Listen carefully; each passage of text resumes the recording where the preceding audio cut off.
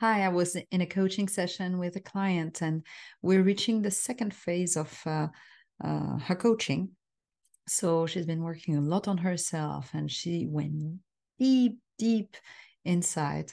And now we had a pause for a little bit of time before the second phase of her coaching.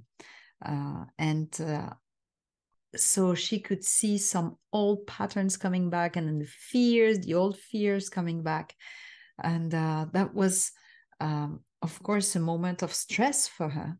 But that was fantastic in the coaching session because she's now so used of catching her limiting beliefs that as we were having our coaching conversation, she could notice, oh, that's a limiting belief. Oh, and that's a limiting belief. And that's a fear that I'm nourishing. So she could pick every limiting belief and fear that she had, and she had to list them, and she transformed them in the way that would be empowering for her.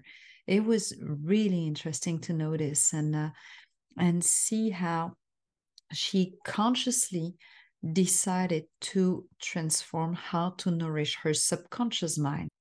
Your subconscious mind gives the rules, and your conscious mind is responding to these rules. So if you're nourishing rules, internal dialogue, limiting beliefs that don't serve you, then you know what? Your conscious mind will make everything that will stop you from accomplishing what you want to accomplish. Once you know that, you can detect in your internal dialogue what is limiting you, and then you can shift it. So it's hard. It's a sort of a stretching because at first you need to do it consciously before it becomes an inner rule and an empowering belief that you're nourishing. But once you detect that, you gain in power, in inner leadership, and you can then start to create the future you want to create for your life. And this is exactly what was happening here in this session today.